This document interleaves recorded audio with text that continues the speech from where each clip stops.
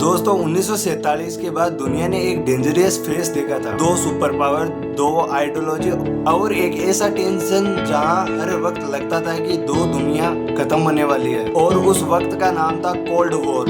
एक side America तो दूसरी साइड सोवियत यूनियन। और आज 2026 में हिस्ट्री फिर रिपीट होती नजर आ रही है। बस डिफरेंस इतना ही है कि अब सोवियत यूनियन की जगह चाइना है। और सवाल यह है, क्या आपको लगता नहीं है कि यह कोल्ड वॉर का सिग्नल? और हाँ, तो इसका इम्पैक्ट इंडिया पर क्या पड़ेगा? यह इकोनॉमी, टेक्नोलॉजी और इन्फ्लुएंस से ज्यादा लड़ी जा रही है। यह है कोल्ड वॉर 0.2। सबसे पहले समझते हैं कि कोल्ड वॉर का संबंध मिलिट्री वॉर से नहीं है। यह टैंक साधकों पर नहीं आते और बॉम्ब्स गिरते भी नहीं है, लेकिन दोनों पावर हर लेवल पर कंप्लीट करते हैं। इकोनॉमी, टेक्नोलॉजी, मिलिट्री पावर और इन्फ्लुएंसर और नैरेटिव कंट्रोल्स, एग्जैक्टली वही आज इंडिया और चाइना के बीच हो रहा है। एक इंडिविजुअल बैटल जिसका पूरी दुनिया फील कर रहा है। एक तरफ चाइना इतना पावरफुल बना कैसे? अगर पिछले 30 या 40 साल देखो तो चाइना ग्लोबल पावर नहीं बना था, लेकिन फिर आया मैन्युफैक्चरिंग रेवोल्यूशन, जिसमें चाइना ने दुनिया की फैक्ट्री बनाने का डिसीजन लिया। चीप लेबर, मास प्रोडक्शन और गवर्नमेंट बैक्ड इंफ्रास्ट्रक्चर, और रिजल्ट आज दुनिया के countless product made in China. Phone हो, इलेक्ट्रॉनिक्स हो या सोलर पैनल, इसके अलावा इंडस्ट्रियल पार्ट हो, ये सभी चाइना बनाता है। आज दुनिया में चाइना हर जगह घुस चुका है।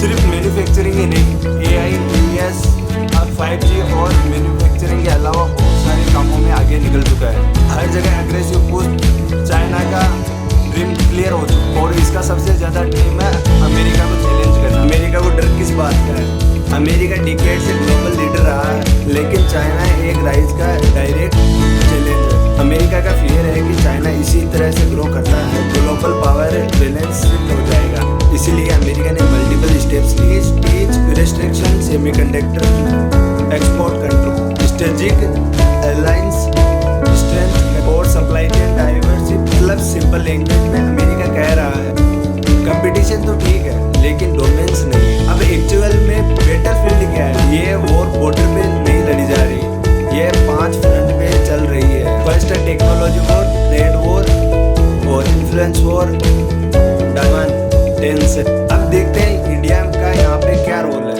अब सबसे पहले इम्पोर्टेंट क्वेश्चन, इंडिया अभी कहाँ खड़ा है? यहाँ पर इंडिया एक यूनिक पोजीशन पर स्थित है। एक तरफ अमेरिका के साथ स्ट्रेटेजिक पार्टनरशिप स्ट्रॉन्ग हो रही है, डिफेंस कॉर्पोरेशन, टेक्नोलॉजी डील्स और इकोनॉमी टाइप। दूसरी तरफ चाइना एक नेबर भी है। इंडिया को केयरफुली बैलेंस करना पड़ रहा है। ये चीज बोर्ड है और यहाँ इंडिया को स्मार्ट प्लानर बनना होगा। अगर इंडिया यहाँ पर सही मूव करता है तो ये करेज इंडिया के लिए एक अच्छी अपॉर्चुनिटी बन सकता है। Manufacturing shift, global investment and vintage growth और सप्लाई चेन रिलोकेशन, ये सब इंडिया को बेनिफिट दे सकता है। अब बात करते हैं क्या डायरेक्ट वॉर हो सकता है? पॉसिबिलिटी बहुत कम है, क्योंकि दोनों कंट्री इकोनॉमी डीपली कनेक्ट है।